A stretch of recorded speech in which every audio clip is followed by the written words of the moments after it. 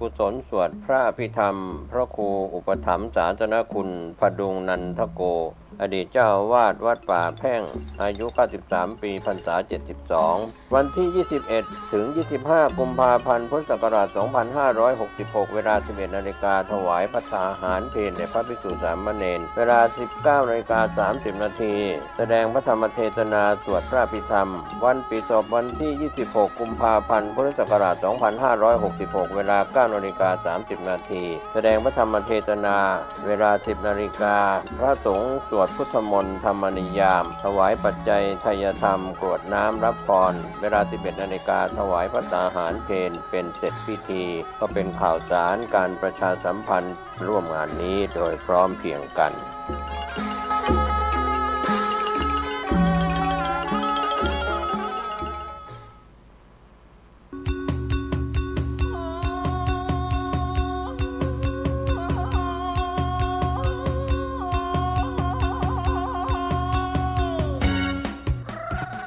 ข่าวสารเพื่อการประชาสัมพันธ์ขอเชิญชวนศรัทธานักศิลป์นักบุญทั้งหลายร่วมทำบุญฉลองถาวรวัตถุและเสนาสนะปล่อยหลวงฉลองสมโภชการก่อตั้งวัดวังสิงห์คำครบ149 ปีณวัดวังสิงห์คำตำบลป่าแดดอำเภอเมืองเชียงใหม่จังหวัดเชียงใหม่15กุมภาพันธ์ช่วงเช้า 9 นาฬิกาเป็นวันถวายตาลจ้อตาลตุง22กุมภาพันธ์ช่วง 19 นาฬิกาพิธีเจริญพุทธมนต์เทศนาธรรมสมโภช23กุมภาพันธ์ 9 นาฬิกา 9 นาทีโอกาสเวียนตาลถวายสิ่งก่อสร้างถวายเครื่องทายทานแด่พระสงฆ์24กุมภาพันธ์เป็นวันตกแต่งดาเครื่องทายทานวันหอมตาลวันเสาร์และวันอาทิตย์ที่25และ26กุมภาพันธ์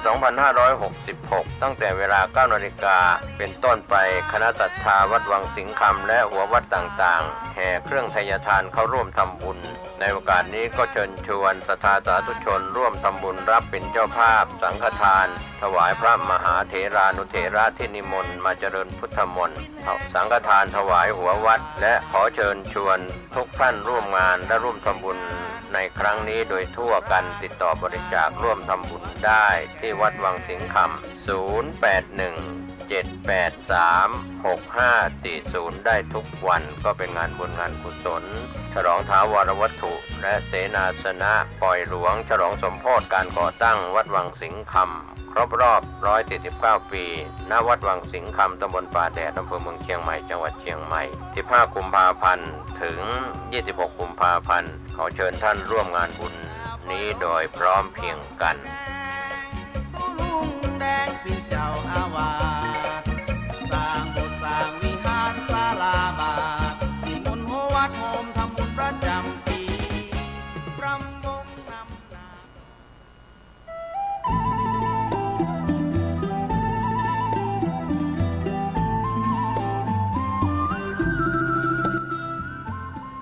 ข่าวสารเพื่อการประชาสัมพันธ์ด้วยพลังพุทธานุภาพธรรมานุภาพสังฆานุภาพเทวานุภาพนาคานุภาพแห่งบรมครูครูบาอาจารย์ปู่ฤาษี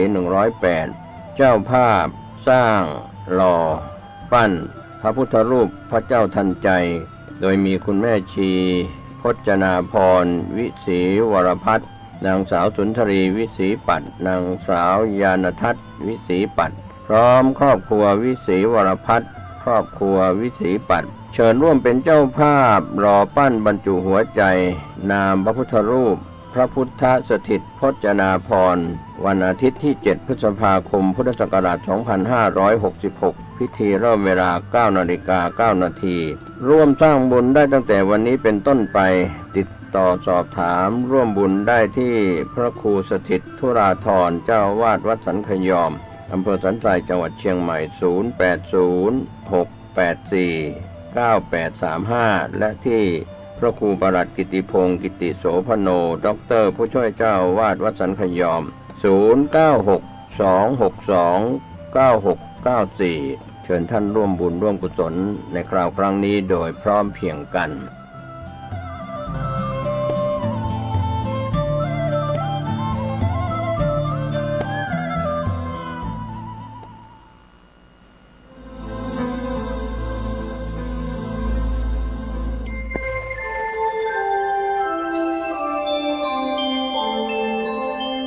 นี้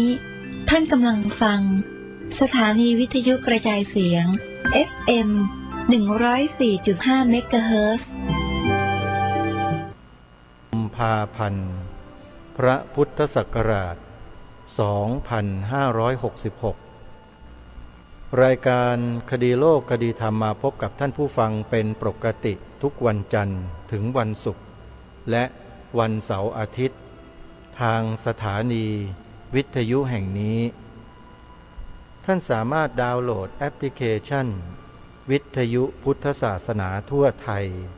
เพื่อติดตามรับฟังรายการนี้ได้ทุกวันนอกเหนือจากรายการคดีโลกคดีธรรมแล้วยังมีรายการธรรมะสาระที่ดีๆให้ท่านผู้ฟังได้ติดตามรับฟังกันเป็นจำนวนมากและมีถึง39สถานีทั่วไทยท่านใดที่แนะนำให้ผู้อื่นดาวน์โหลดท่านก็จะได้บุญกุศลไปด้วยท่านสาธุชนทั้งหลายรายการคดีโลกคดีธรรมกำลังนำเสนอเนื้อหาของกิจกรรมงานบรรยายธรรมแสดงธรรมของวันนัดพบผู้ใฝ่ธรรมที่วัดไตรสิกขาทรามลตารามบ้านฝางตำบลแพทย์อำเภอคำตากล้าจังหวัดสกลนครยังไม่จบยังเหลืออยู่อีก2 รายการคือการแสดงธรรมรูปสุดท้ายโดยท่านพระครูศรีธีราภรณ์รองเจ้าคณะจังหวัดเลยอดีตเจ้าคณะอำเภอภูเรือจังหวัดเลยและช่วงสุดท้ายเป็นการเสวนาสรุปกิจกรรมในช่วงเช้าเวลา 5 นาฬิกาเศษจนถึงเวลา 6 นาฬิกาโดยพระครูดมวรานุวัตรท่านพระอาจารย์ทองพันธ์ขันติพโลเจ้าวาดวัดนิเพทพลารามและอาตมาภาพเป็นผู้ดำเนินการเสวนายังเหลืออีก2 ช่วงในช่วงแรกวันนี้ก็จะเป็นเสียงของท่านอาจารย์พระครูศรีธีราภรณ์รองเจ้าคณะจังหวัดเลยท่านขึ้นแสดงธรรมเป็นรูปสุดท้ายของคืนวันที่4สู่รุ่งเช้าของวันที่5 กุมภาพันธ์ที่ผ่านมาท่านอาจารย์พระครูรูปนี้ท่านจะแสดงเรื่องอะไรอย่างไรนั้นเดี๋ยวสักครู่หนึ่งเรามาติดตามรับฟังพร้อมๆกันในเบื้องต้นนี้ขอประกาศข่าวประชาสัมพันธ์ให้สาธุชนได้ทราบถึงงานบุญงานกุศลที่จะเชิญชวนทุกท่านได้มีส่วนร่วมในวันเสาร์ที่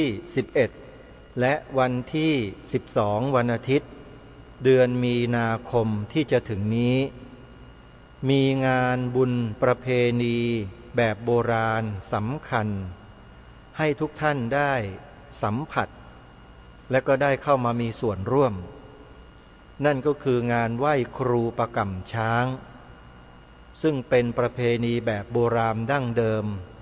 มีมากว่า 3,000 ปีแล้วสืบสารรักษากันมาโดยลูกหลานชาวกุยหรือกวยหรือสวยซึ่งเป็นกลุ่มชาติพันธุ์ที่อยู่กับช้างมาโดยตลอดมีความเชี่ยวชาญมีความชำนาญในเรื่องของการคล้องช้างในป่ามาใช้งานอยู่ในเขตชุมชนของผู้คนทั่วไปแล้วก็ดูแลรักษาเลี้ยงดูช้างให้เป็นยานพาหนะในการทำศึกสงครามของบ้านเมืองในการทำงานต่างๆช่วยบ้านช่วยเมืองมากว่า 3,000 ปีและที่ผู้คนกลุ่มนี้สามารถที่จะอยู่กับช้างได้มาจนถึงวันนี้มีพิธีกรรมพิธีหนึ่งที่บรรพชนบรรพบุรุษได้ทำการสืบสารรักษาต่อยอดกันมานั่นก็คือพิธีการไหว้ครูประกำช้างใครที่ยังไม่เคยเห็นประเพณีแบบดั้งเดิมแบบโบราณจริงๆ ขอให้ท่านมาเที่ยวดูแล้วชมกันด้วยตาที่วัดป่าอาเจียงบ้านหนองบัวตำบลกระโพอำเภอท่าตูมจังหวัดสุรินทร์มีอยู่ที่เดียวมีอยู่เพียงแห่งเดียวเท่านั้นที่มีชาติพันธุ์ที่เลี้ยงช้างมาแต่โบราณอาศัยอยู่ที่นี่และที่นี่ถ้าจะบอกไปก็คือเป็นออริจินอลเป็นต้นฉบับของการเลี้ยงช้างการดูแลช้างในโลกนี้ก็ว่าได้ทั้งหมดไม่มีใครที่จะเชี่ยวชาญและชำนาญเท่ากับคนกลุ่มนี้โยมอาตมาภาพในฐานะที่มีความคุ้นเคยกับเจ้าอาวาสวัดป่าอาเจียงท่านพระอาจารย์พระครูสมุหารรูปนี้ได้เข้าไปพูดคุยกันแลกเปลี่ยนความคิดได้ไปเยี่ยมไปเยือนกันระหว่างวัดป่าอาเจียงกับสวนป่าสามัคคีธรรมอยู่บ่อยครั้งและเมื่อเร็วๆนี้ท่านเจ้าวาดวัดป่าอาเจียงท่านก็ไปปรึกษาหารือกับอาตมาภาพที่สวนป่าสามัคคีธรรมในเรื่องของชาติพันธุ์คนเลี้ยงช้างว่ามีอยู่ที่ตำบลไหนแห่งใดในจังหวัดสุรินทร์บ้างแล้วก็ได้พูดคุยกันซึ่งอาตมาภาพก็ถูกมองเป็นหนึ่งในกลุ่มชาติพันธุ์นั้นเหมือนกันเพราะว่าญาติฝ่ายบิดาของอาตมาภาพเป็นคนแถบอำเภอท่าตูมจังหวัดสุรินทร์เหมือนกันในอดีตขึ้นอยู่กับอำเภอท่าตูมโยมตรงที่อาตมาภาพไปปลูกป่าที่สวนป่าสามัคคีธรรมเนี่ยเมื่อก่อนนี้ขึ้นกับตำบลบุแกรงเป็นตำบลดั้งเดิมเลยตำบลบุแกรงอำเภอท่าตูมจังหวัดสุรินทร์และพอมาตอนหลังก็มีการแยกตั้งอำเภอใหม่ขึ้นชื่ออำเภอจอมพระอำเภอจอมพระจังหวัดสุรินทร์ในส่วนตำบลที่อาตมาภาพตั้งอยู่ในปัจจุบันก็เปลี่ยนชื่อเป็นตำบลบ้านผือนะฮะเป็นตำบลบ้านผือและชื่อหมู่บ้านเดิมที่นี่เดิมเนี่ยชื่อบ้านตาฟางแล้วก็มาเปลี่ยนเป็นบ้านสามัคคีเวลาอาตมาภาพจะตั้งชื่อสวนป่าก็เลยใช้ชื่อบ้านหรือชื่อหมู่บ้านนี้แหละต่อท้ายคำว่าสวนป่าก็เลยชื่อว่าสวนป่าสามัคคีธรรมนี่คือที่มาที่ไป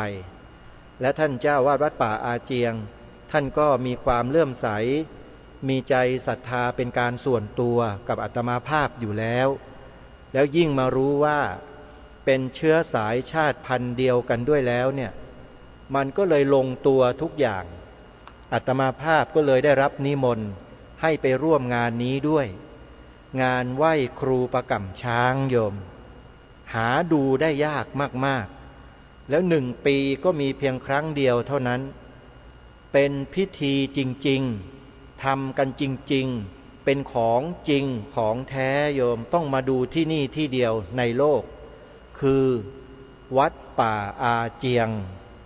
บ้านหนองบัวตำบลกระโพอำเภอท่าตูมจังหวัดสุรินทร์เดี๋ยวถ้าหากท่านใดสนใจที่จะไปร่วมกิจกรรมในวันเสาร์วันอาทิตย์2 วันนะฮะเสาร์ที่11 มีนาคมและวันอาทิตย์ที่12 มีนาคมนี้อาตมาภาพกับลุงแก้วบุตรชาติควานช้างหลวงผู้เป็นควานช้างดูแลพระเสวตอดุลยเดชพาหลในรัชกาลที่9ซึ่งได้ปลดระวางไปแล้วนั้นก็จะเดินทางไปในงานนี้ด้วยญาติโยมลุงแก้วบุตรชาติจะไปด้วยอาตมาภาพก็จะไปพบไปเจอกันที่นั่นญาติโยมท่านใดที่สนใจนะที่จะไปงานนี้นะโยมนะอาตมาภาพก็คงจะบอกได้อย่างเดียวว่าญาติโยมคงจะต้องแจ้งแล้วบอกกันให้หลายๆคนไปด้วยกันแล้วก็เช่ารถจะสะดวกแล้วก็ประหยัดที่สุดนะโยมนะใครจะไปก็เตรียมการเตรียมตัวตั้งแต่บัดนี้ได้เลย สำหรับใครที่จะสอบถามรายละเอียด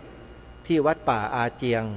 ญาติโยมเตรียมจดหมายเลขโทรศัพท์ของวัดป่าอาเจียงไว้นะโยมนะไปหาปากกากับกระดาษไว้เดี๋ยวอาตมาภาพจะประกาศเชิญชวนญาติโยมสร้างอุโบสถของวัดป่าอาเจียงสักครู่หนึ่งแล้วก็จะบอกเบอร์โทรศัพท์ให้ญาติโยมได้โทรเข้าไปในงานดังกล่าวนี้ทางเจ้าวาดวัดป่าอาเจียงก็จะได้ดำริให้มีการจัดสร้างอุโบสถศิลาแรงซึ่งได้มีการเตรียมความพร้อมเอาไว้มาหลายปีแล้วแต่ยังหาโอกาสที่เหมาะสมไม่ได้ในปีนี้ท่านอาจารย์พระครูสมุหารด็อกเตอร์เจ้าวาดวัดป่าอาเจียงก็ปรึกษาหารือกันกับคณะกรรมการและชาวบ้านก็เป็นที่ตกลงปลงใจกันว่าในงานไหว้ครูประกำช้างปีนี้จะประกอบพิธีลงเสาเอกสร้างอุโบสถศิลาแรงเป็นปฐมฤกษ์แล้วก็เปิดโอกาสให้ญาติโยมสาธุชนเรานั้นได้เป็นเจ้าภาพในส่วนต่างๆของโรงอุโบสถเช่นเป็นเจ้าภาพเสาเอกเสาโทเป็นเจ้าภาพเสาแต่ละต้นหน้าต่างประตูและปูกระเบื้องหลังคาต่างๆเนี่ยหน้าบันหางหงญาติโยมก็รับเป็นเจ้าภาพได้เลยโยมโอกาสที่ดีๆแบบนี้มาถึงอีกแล้วท่านสาธุชนใครที่จะร่วมบุญหรือว่าจะไปร่วมงานสอบถามรายละเอียดต่างๆก็โทรไปที่หมายเลขโทรศัพท์นี้นะ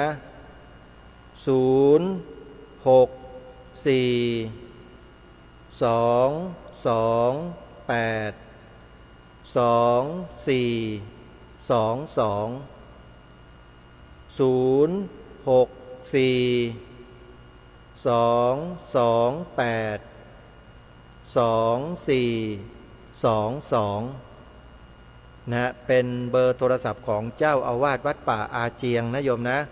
ก็โทรเข้าไปสอบถามได้เลย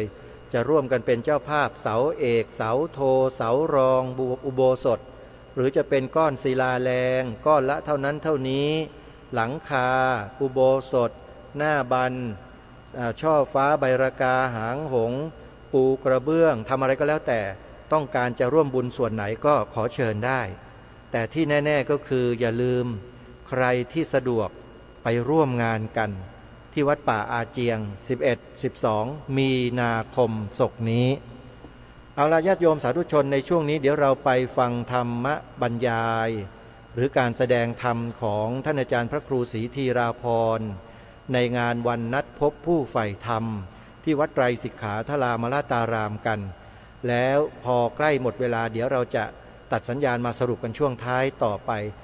ติดตามรับฟังพร้อมๆกันได้ณบัดนี้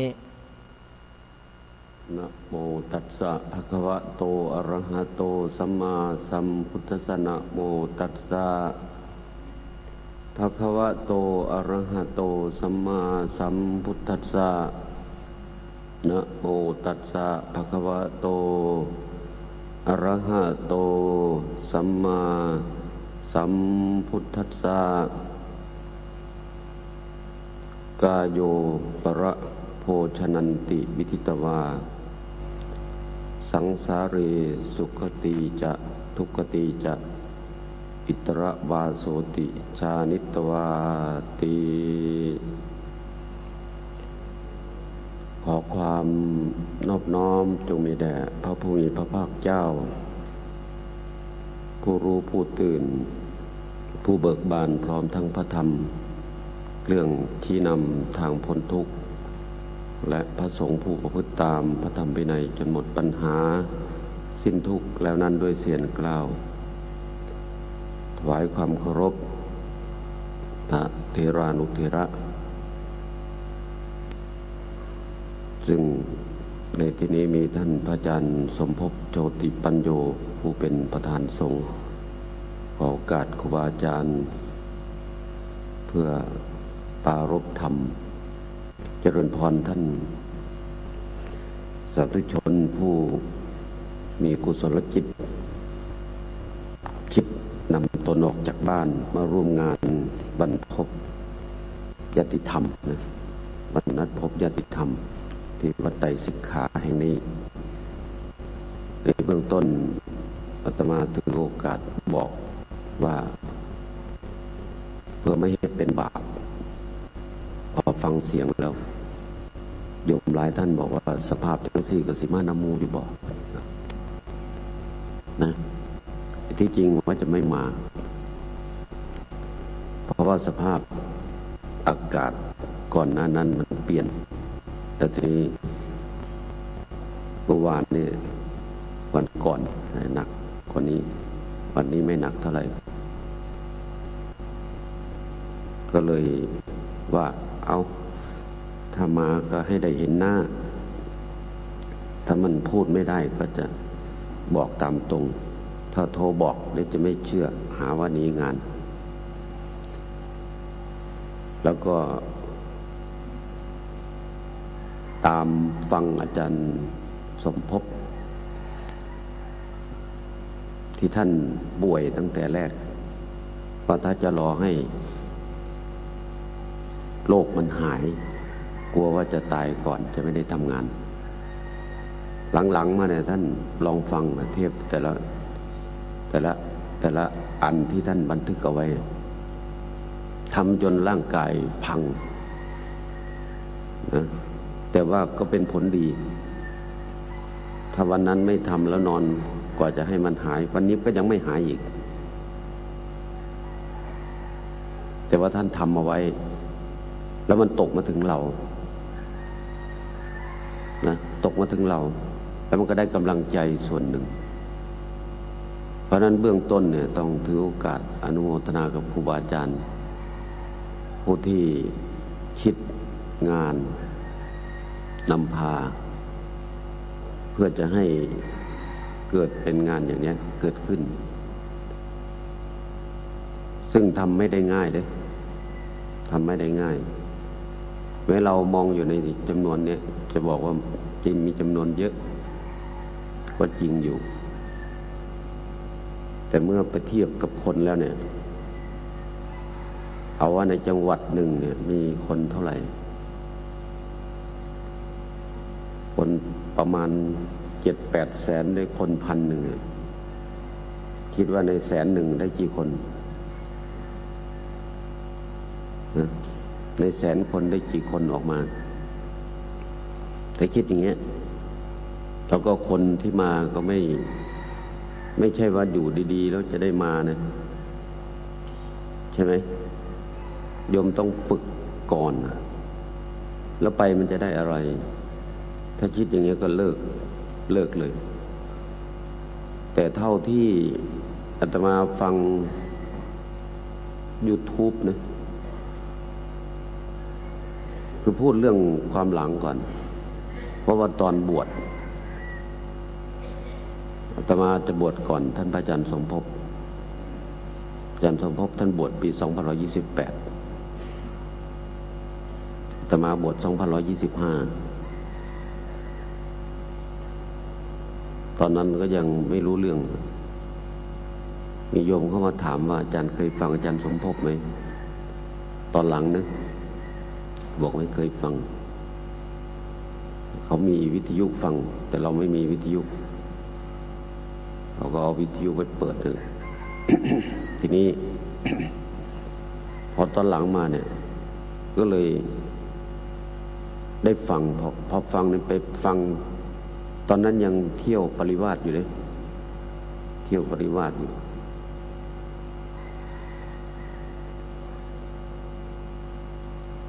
2528 29 30ไปปริวาสแล้วก็ตอนหลังมาได้ยินเข้าไปเปิดในงานปริวาสทีนี้พอฟังแล้วก็อันหนึ่งก็ไปฟังภาษาอีสานนี่แหละฟังภาษาอีสานฟังภาษากลางน่าฟังทีนี้ก็ตอนหลังมานี่ไปเรียนหนังสือก็มีเทปก็ไปซื้อเทปคาสเซ็ตพอตอนหลังมาฟังอาจารย์สมภพบอกว่าโยมที่มาเทปมันบันทึกไม่ทันใช่ไหมมันก๊อปปี้ไม่ทันโยมอยากได้เป็นพันๆนะ แต่เนี้ยที่พูดแค่นี้เพื่อจะให้เห็นว่ารูปแบบของอาจารย์ที่เขาทำงานนะเขาทำเอาเฉพาะคนที่พอจะรู้เรื่องนะคือจะไม่เอามากคนที่ได้ยินได้ฟังก็มาจากที่ต่างๆโดยไม่มีสื่ออย่างอื่นมีอันเดียวคือมีวิทยุแล้วก็บันทึกเทปเมื่อก่อนยังไม่มีโทรศัพท์เมื่อมันไม่มีโทรศัพท์มันจะไปยังไงจะทำยังไงแต่ทุกวันนี้มันมีช่องทางเยอะมากเฟซโยมอาตมาว่าน่าจะมีทุกท่านนะถ้ามีทุกท่านเรามีสื่ออยู่ในมือก็ไม่ต้องไปง้อสื่อใหญ่ถ้าเราสนใจที่จะสื่องานอันเนี้ยเราก็ทำลายกลุ่มขึ้นมานัดพบญาติธรรมตั้งลายกลุ่มขึ้นมาเลยถ้ามีอะไรก็บอกกันในลายกลุ่มทุกคนมีกลุ่มเนี้ยอยู่ในกลุ่มนี้เป็นพันคนนะไม่ต้องไปจ้างโทรทัศน์ก็ได้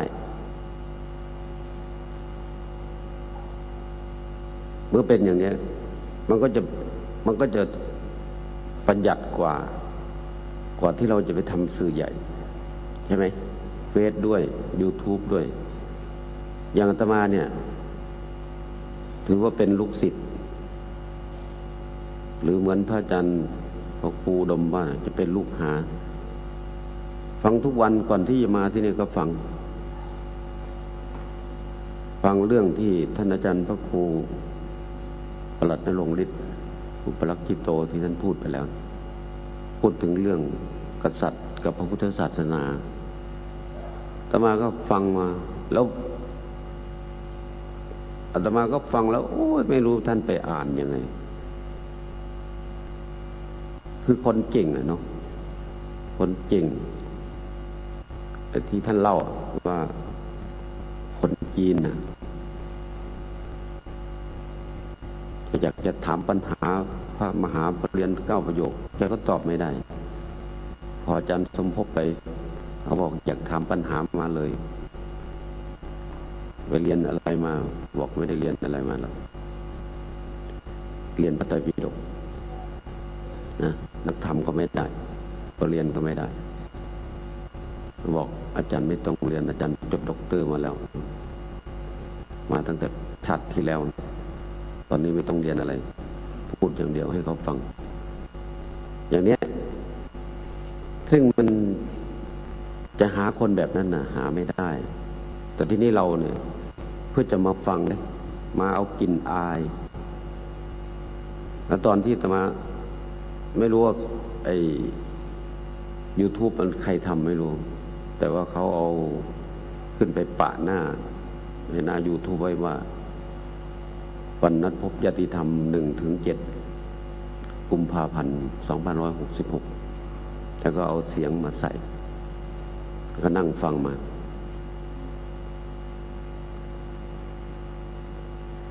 มาแล้วก็มาเห็นญาติธรรมผู้ที่สนใจคือสนใจมันก็สนใจที่มาก็สนใจทั้งหมดนั่นแหละแต่ทีนี้จะทำเหมือนกันไม่ได้ทำเหมือนกันไม่ได้เพราะว่าอินทรีย์ไม่เหมือนกันพระก็ไม่เหมือนกันพระก็คือคนนะคนเนี่ยบางคนมันฝึกได้บางคนมันไม่ยอมฝึกแต่มาน้ำมูอยู่เด้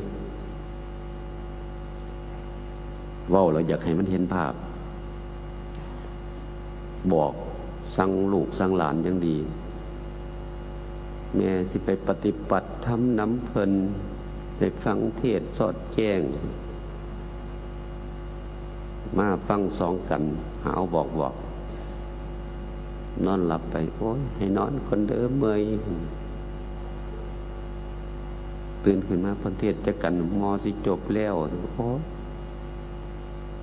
บัดขึ้นเมื่อไปบอกมาตะใส่มาตะไปปฏิบัติธรรมสอดแจ้งคือกันนอนสอดแจ้ง ก็ได้อยู่แต่ใดบ่คือหมู่ได้มาน้ำหมู่หั่นล่ะแต่ว่าบ่เห็นตกขบวนเข้าใจบ่ก็ดีก็หมู่อันบ่มาอยู่เด้แต่ว่าหมู่บ่มาสันสนใจก็ได้ฟังอยู่เขาครูอุดมเพิ่นบอกไว้ตั้งแต่ต้น นะอาตมาก็เปิดฟัง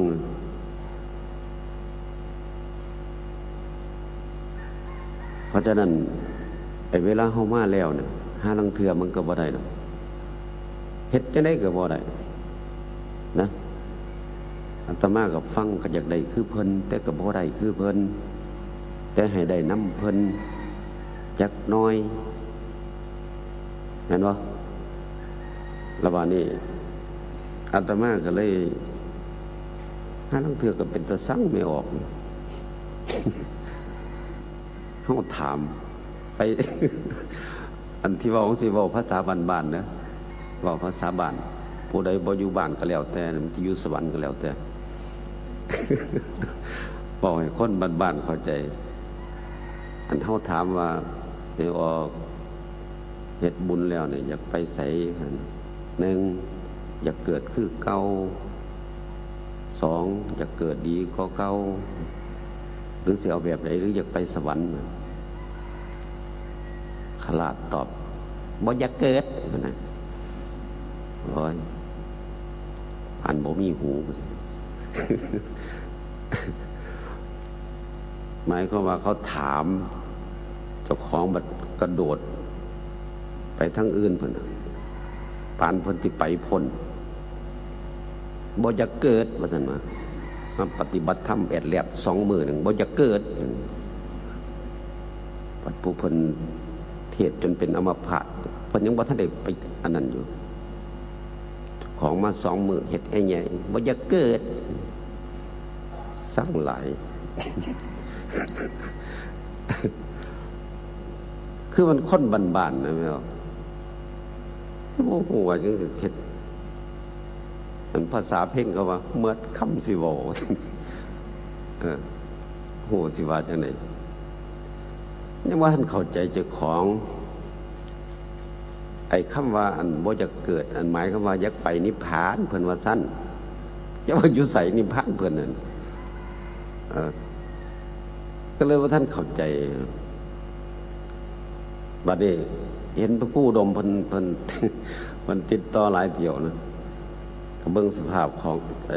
เบิ่งสภาพตัวเองเลยสิไปได้บ่เนาะทั้งที่มึงขึ้นนี่ก็มีงานนี่ก็ฝ่าวมาเขาตายแล้วบัดนี้ก็ตายก็ด่าเจ้าอาวาสได้บ่เนี่ยตายนะ เฮ็ดจังได๋ด่าเจ้าอาวาสสันสมมุติว่าเจ้าอาวาสบ่อยู่เนี่ยใส่บาตรให้กินก็ใส่บ่ได้สิว่า ก็บ่แม่นเขาด่าดอกว่า แต่ว่าสมันสิมีคนว่าซั่นเกิดว่าเฮาบ่อยู่แม่นบ่มันก็คือเพิ่นเว้าหั่นล่ะพระก็2 องค์ 3 องค์สินะวันนี้พระอยู่5 องค์ก็ต้องไปวัดมุ่นต์วัดอื่นมาใส่อีกที่นั่นแล้วว่าในสันเจ้าวาดบ่อยู่มันก็ต้องอาศัยเจ้าวาดในห้างบ่เฮ็ดก็บ่ได้บัดนี้มันสังคมสวดก็ที่เพิ่นเว้าหั่นล่ะ แต่ว่าก็ดีอยู่บ้านนั้นก็ได้คนฟังก็หลายอยู่แต่ว่าฟังแล้วมันบ่ทันเข้าใจเฮ็ดแบบที่ว่าหั่นล่ะมีแต่อยากเล่นไฮโลเล่นไพ่เป็นหลักแต่ทีนี้มันบ่ทันเข้าใจก็บ่ฮู้ว่าสิเฮ็ดจังได๋ไอ้ที่อาตมาเว้าก็คือรู้แนวว่าที่ท่านพระอาจารย์ทำพระก็ตามโยมก็ตามที่ได้แนวไปแล้วเนี่ยก็จะเห็นว่าลูกศิษย์ลูกหาที่ออกจากพระอาจารย์ไปเนี่ยมันก็ช่วยอบรมพระที่จะอยู่ในพระศาสนาเนี่ยซึ่งจำนวนพระมันก็น้อยลงใช่ไหมอย่างเมื่อคราวที่แล้วเนี่ยอาตมาก็ไปดักพาโยกไปใส่บาตรที่ท่านอาจารย์จรัญแวะมาที่เมืองเลยแล้วก็แวะไปที่พิษณุโลกอาตมาก็ไปที่ผาซ่อนแก้วก็ไป แต่ว่าไม่ได้อยู่ก็จะเห็นว่าคนที่ดึงใจพระ คนที่ดึงใจโยมเนี่ยถ้าไม่ได้รับการอบรมฝึกฝนจากครูบาอาจารย์เนี่ยมันจะทำไม่ได้นะแล้วก็ต้องมีใจพอใจพอสมควรภาษาพระพุทธเจ้าใช้คำว่าฉันทะเราก็ได้ฟังอาจารย์จรัญนะท่านพูดว่าถ้าได้ถือได้สะพายบาตรได้ห่มผ้าได้สะพายบาตรได้สะพายกรดเดินดูเหมือนมันเท่ภาษาวัยรุ่นว่ามันเท่มันโก้เป็นอย่างที่เฮ็ดจังซั่นเพราะพระอริยะถ้าเพิ่นที่สู่กับ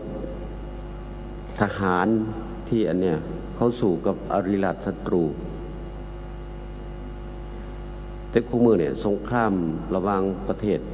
ก็มีอยู่หรอกแต่ว่ามันทางน้อยแต่ว่าสงครามภายในเนี่ยที่เฮาสิสู้กันกับกิเลสเนี่ยเฮายังบ่ทันได้เตรียมตัวเลยป่านนี้พระผู้สินำหน้าก็ยังมีหน่อยเดี๋ยวนี้ลดจำนวนลงก็ที่นี่ผู้สิดึงเนี่ยเยาว่าตั้งแต่มียศมีตำแหน่งมันก็ดึงบ่ได้เด้เพราะว่าลูกเขาเฮาเอามาบวชนี่ห้าลังเทื่อมันบ่ได้ลูกเขามันบ่ได้ลูกเขาดีลูกเขาอับปีเขาจึงเอามาฝาก รู้จักว่าอับปีนะอับปีเนี่ยปิยะอันแปลว่าน่ารักป่านนี้เพื่อสิบ่ให้มาบ่ให้เอิ้นมาบักศาสตร์ซัว ก็เลยเอาอะไปใส่ทั้งหน้าแปลว่าไม่ป่านนี้ก็เลยซ่อนตัวปอปลาเข้าไปอีกก็เลยอ่านว่าอับปีแปลว่าบ่น่าฮักเขามาให้เฮาน่ะเขาเอาบ่อยู่แล้วมาเว้าหวานกับพระคืออยากให้หลวงพ่อซ่อนให้มาลูกมาตะใส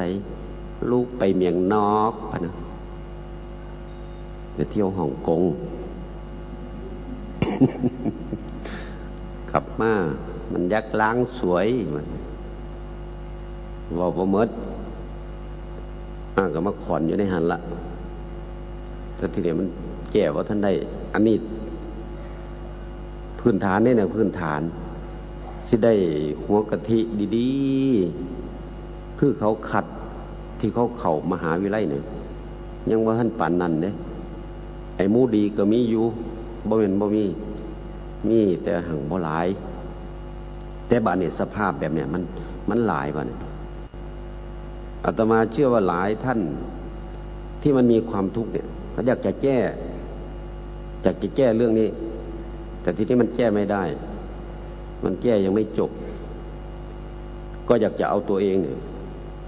คือแก้ทางศาสนาจึงต้องแก้แบบนี้ถ้าไปแก้เรื่องอื่นแก้ไม่หายผัวกินเหล้าผัวเจ้าชู้สิไปให้ท่านบ่มีทางเศร้าสิไปลดน้ำมนต์ที่8คู่ก็ซ้ำ9วัดก็ตามบางทีพดหมดองค์ก็บ่เศร้าเป็นหยังมันแก่ว่าถูกมองเจ้าเคยขั้นหลังบ่ตะเกาว่าถึง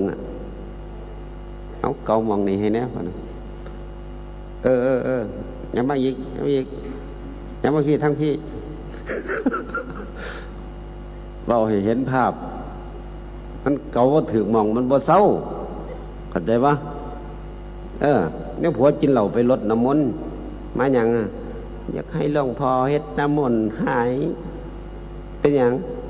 โอ้ยพ่อเข้าบ่อยู่เหียนเอาไป8คู่คือเก่า ว่าแบบบ้านๆจะให้มันอยู่ มันบ่ทันเศร้าเด้คือสังคมของเฮาเนี่ยมันไม่มองแก่อยู่ไหมครับเอาละ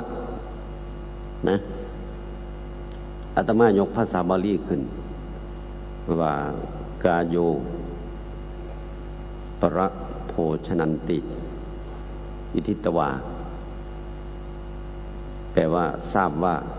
ร่างกายเนี้ยเป็นอาหารของสัตว์อื่นอันนี้อันแรกนะอันที่สองสังสาเร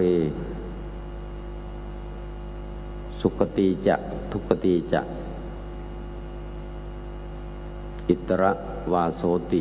ชานิตวาทราบว่าสุขติทุกขติอิตระวาโสเป็นที่พักชั่วสังสาเรในวัฏสงสารนี้เป็นที่พักชั่วคราวบอกอย่างนี้ฟังแล้วแปลแล้วได้ยินแล้วซื่อๆบ่เข้าใจแม่นบ่ทั้งที่มันเป็นภาษาพระพุทธเจ้าเด้แต่เฮาฟังแล้วเฮาซื่อๆอยู่บ่เข้าใจบ่รู้เรื่องเลยเป็นหยังย้อนเฮาบ่เคยได้ยินได้ฟังอันที่บ่เคยได้ยินได้ฟังล่ะสิกระโดดเต้นนั่นไหมอันที่ว่า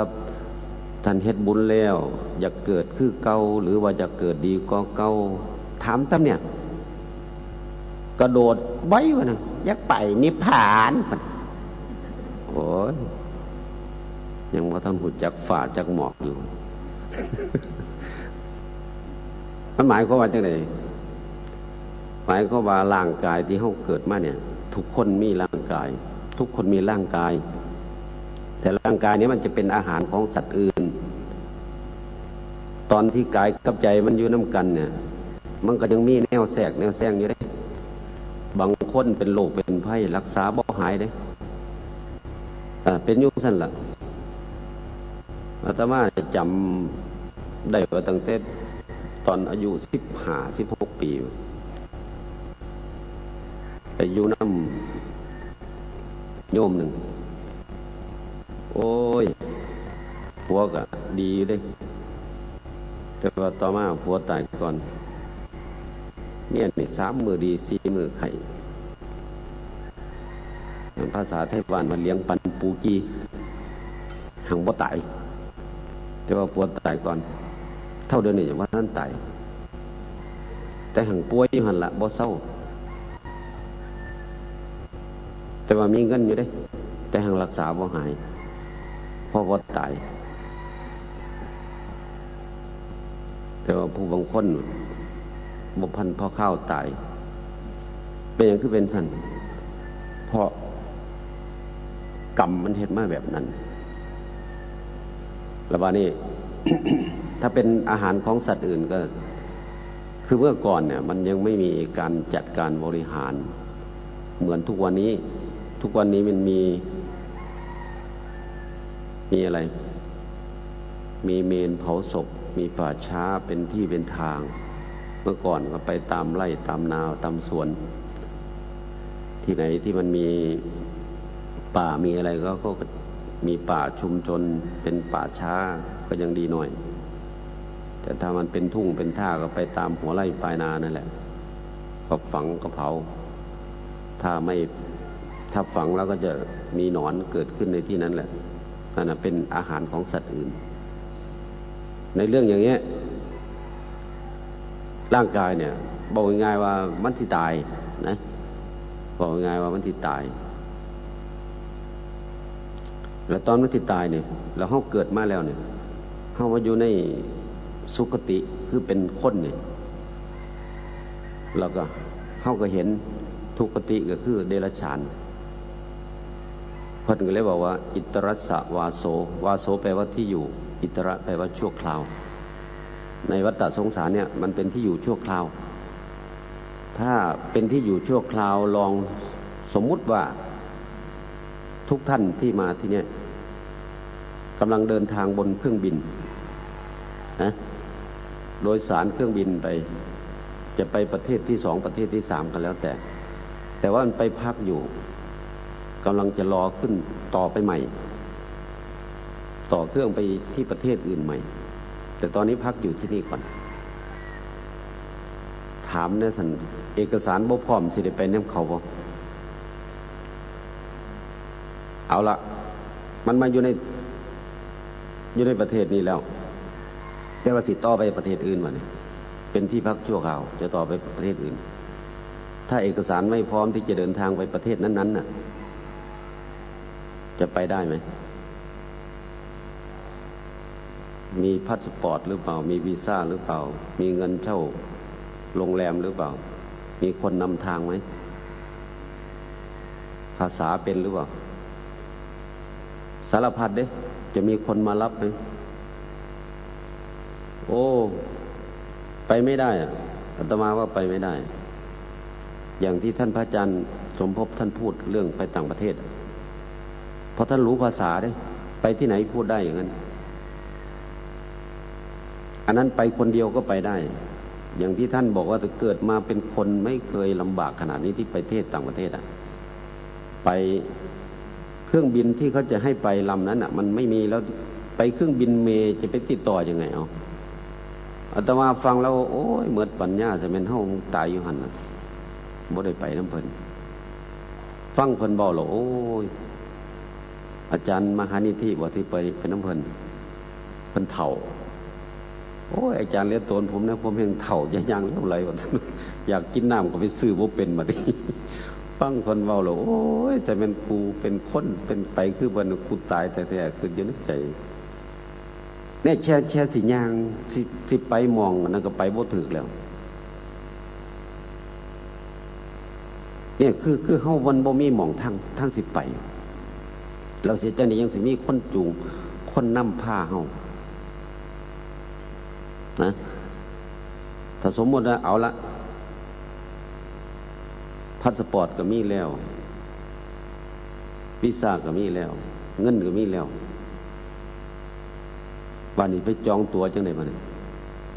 ผู้ใดสิจองตั๋วให้เฮาอ่านภาษาอังกฤษออกอยู่บ่โอ้ยากอยู่เด้มันคือกันกับเฮามืดว่าสิไปทางหน้าสิไปทางใดอันที่อาตมาถามว่าจะเกิดคือเก่าหรือจะเกิดดีกว่าเก่าสินะแล้วสิไปเกิดใส่เนี่ยสิเกิดคือเก่าสิไปเกิดหม่องใดบัดยังบ่ทันมืดยังบ่ทันฮู้นี่แม่นบ่ว่าท่านฮู้ฉันเกิดหม่องเก่าแล้วสิเกิดย่ำใดสิไปเกิดกับไผมันก็มืดตึบมันแล้วอยากไปเกิดกับอีแม่งามๆอีแม่ดีๆสิไปเกิดกับไผวันสิตายมื้อใดบัดนี้สันพอตะมาเว้าเรื่องนี้บัดนี้เว้าบ่แม่นแนวเว้าเรื่องความตายนะหลวงพ่อนะเว้าแต่เจ้านี้แนวเว้าภาษาไทยเลยไทยเมืองเลยได้นี่แต่ว่ามันใกล้สิเศร้าแล้วเนาะมันเว้าภาษาไทยเลยมันใกล้สิจบแล้วแต่บัดนี้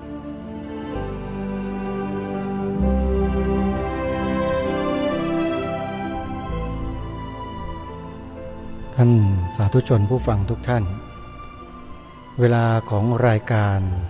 ก็มาสู่ช่วงท้าย จึงขออนุญาตตัดสัญญาณเข้ามาพี่ผู้ดำเนินรายการเพื่อสรุปในตอนท้ายให้กับท่านผู้ฟังได้ติดตามรับฟังกันสำหรับการแสดงธรรมโดยท่านอาจารย์พระครูศรีธีราภรณ์รองเจ้าคณะจังหวัดเลยเจ้าวาดวัดวารีสารบ้านปลาบ่าตำบลปลาบ่าอำเภอภูเรือจังหวัดเลยยังเหลืออีก1 ช่วงเดี๋ยวเราค่อยมาติดตามรับฟังกันในวันพรุ่งนี้ท่านอาจารย์พระครูท่านยกพระบาลีขึ้นมาแล้วก็นำมาแจกแจงแสดงให้เราได้สดับรับฟังกันพูดถึงเรื่องของชีวิตสังขารร่างกายของคนเราเนี่ยเกิดมาก็เพื่อเป็นอาหารให้กับคนอื่นเขาแล้วท่านก็ยกเรื่องของการเผาศพในสมัยอดีตบางทีก็ไม่ได้เผาหรอกฝังกันทิ้งไว้แล้วก็เป็นอาหารให้กับหมู่สัตว์ทั้งหลายที่กินเนื้อเป็นอาหารไม่ว่าจะเป็นหมาจิ้งจอกไม่ว่าจะเป็นอีแร้งอีกาหรือจะเป็นหนอนต่างๆแมลงต่างๆก็มากัดกินซากศพ ของคนเราในที่สุดแล้วท่านก็ได้พูดถึงความไม่ประมาทแล้วก็กิจกรรมที่เราทำกันอยู่การปฏิบัติธรรมฟังเทศน์ฟังธรรมสอดแจ้งอย่างเนี้ยมันเป็นหนทางที่จะนำพาพวกเรานั้นให้นำไปสู่ความหลุดพ้นจากความทุกข์ทั้งปวงนะตามที่ท่านได้กล่าวมาโดยสรุปเช่นนี้ท่านสาธุชนทั้งหลาย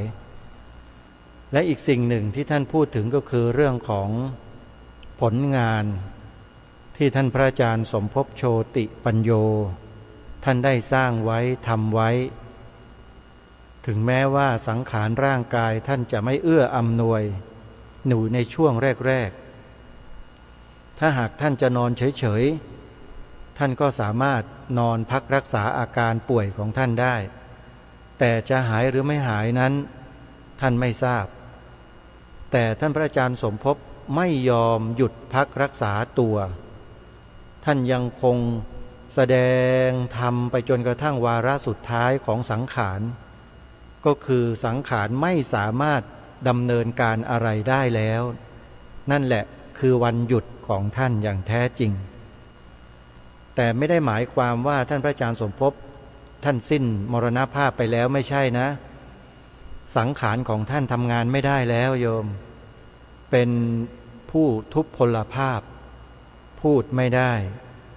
เดินไม่ได้นั่งรถวีลแชร์อย่างเดียวแล้วก็มีพระปัจฉาสมณะอุปถากดูแลท่านอยู่นี่ก็เป็นนะการแสดงธรรมของท่านพระครูศรีธีราภรณ์ในรอบแรกซึ่งยังเหลืออีกช่วงหนึ่งเดี๋ยวเรามาติดตามรับฟังกันต่อวันพรุ่งนี้วันนี้เวลาของรายการหมดอาตมาภาพต้องขอยุติรายการไว้แต่เพียงเท่านี้ไว้พบกันใหม่ในวันต่อไปขอความสุขความสวัสดีในธรรมแห่งองค์สมเด็จพระบรมศาสดาสัมมาสัมพุทธเจ้าจงปรากฏเกิดมีขึ้นในจิตใจของท่านผู้ฟังทุกท่านทุกคนเทินขอเจริญพรกล้าคิดก็ต้องกล้าทำอย่ากลัวถ้าทำความดีเป็นศึกษาปัญหาให้ทันท่วงทีเมืองไทยจะพัฒนากว่านี้รายการดีๆคดีโลกคดีธรรมขอรำพัน